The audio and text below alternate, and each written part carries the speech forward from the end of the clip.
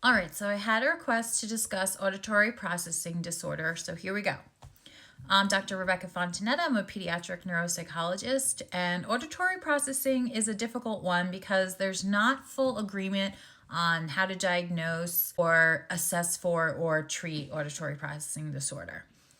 There is somewhat of a joint consensus between the American Academy of Audiology and the American Speech, Language, and Hearing Associations, but this hasn't been updated for a while, and there's still some disagreement in terms of how to diagnose across other professions such as psychology. But let me read you what we have for now. Auditory processing disorder refers to difficulties in the perceptual processing of auditory information in the central nervous system and the neurobiological activity that underlies that processing and gives rise to the electrophysiological auditory potentials. So this is the connection between the ears, the inner organs and bones in the ear, and the hairs inside the ear that detect sound and bring that information via a cranial nerve to the brain. And this includes sound localization, auditory discrimination, pattern recognition, auditory closure, and interpreting competing sounds and signals. So you're taking the sounds that your ears are hearing and you're processing them and understanding what they are and where they came from. So where there is some agreement is when these skills are assessed, if these scores fall 2 standard deviations below the mean, so second percentile or lower, or you have one area that falls 3 standard deviations below the mean or less than the first percentile, then that would qualify for an auditory processing disorder. So if a child has difficulty discriminating between sounds, it'll be more likely they have a difficulty with phonological awareness, which is one of the foundations to reading. So there's sometimes an overlap between auditory processing and reading disorders, but not always. So how do we evaluate for auditory processing disorder?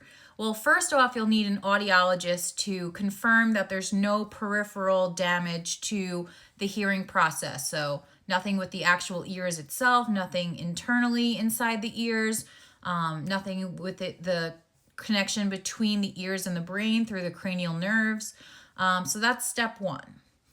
If that is all found to be generally normal, then it might be a difficulty with auditory processing. A private audiologist can perform these tests. A school language pathologist may be able to perform some of these tests like the TAPS or the Scan-3. Sometimes a school district will have their own auditory processing evaluator, and that person will evaluate and may be able to perform some of those audiological tests as well.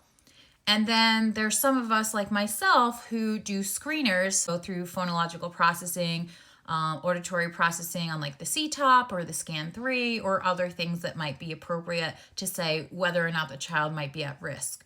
But I should note that auditory processing disorder is not in the psychological or psychiatric DSM, which is like our Bible of diagnoses essentially, but that doesn't mean we can't describe it. There's been some debate about any kind of gold standard for testing. There's many other like offshoot of tests and other screening batteries. There's one coming out right now out of Brazil called Audibility, and this captures 6 out of the 6 domains that are recommended by the American Academy of Audiology. There's also a program called Feather Squadron by the American Speech, Language, Hearing Association that covers 5 out of 6 of the domains. But evaluation is tricky, as I mentioned, because of the overlap between disorders. So the 3 disorders that auditory processing is most likely to overlap with is a reading disorder, a language disorder, and ADHD.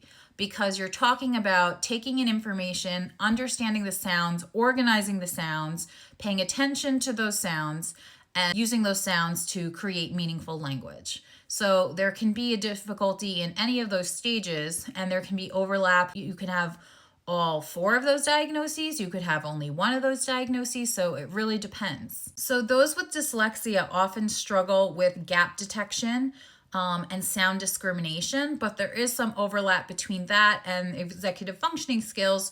So that might be a child who has either ADHD or a learning disability or a combination thereof. Those who have more of a language-based disorder or learning disorder tend to have more trouble with what's called auditory closure. So they're trying to figure out what they heard, or they're trying to guess the word based on sounds that they heard, but they don't necessarily know the word or can't really understand the word without hearing every single sound and the way in which it was said.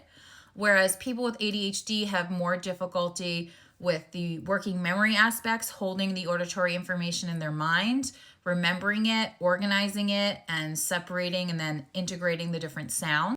So you can kind of think of it like instead of filling in a word in a sentence where there's a missing word to make the sentence make sense, you're filling in a sound within a word to make the word make sense. And you're doing this orally instead of on paper. So I'll give you an example. Let's say I said to a child, "What is an antelope?"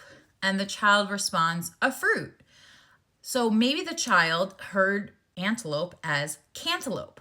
Maybe it's because they haven't learned about an antelope yet. Maybe it's a language issue where that's not in their language word bank. Maybe it's a phonological difficulty where they didn't put the sounds together and they couldn't differentiate the k sound and the sound. Maybe it's a difficulty in blending the sounds together. So it's hard to discriminate. Even if you can say what the error is and what the skill is that is lacking, you still might need more information. So if your child is ultimately diagnosed with an auditory processing disorder, there are several programs that have been shown to be at least moderately effective in the research, and they're all kind of comparable to one another. You have Fast Forward, Earrobics, Listen and Learn, Cap Dots, and DIID. All of these programs are effective, but it depends on your child's specific strengths and weaknesses in terms of what program might be most effective.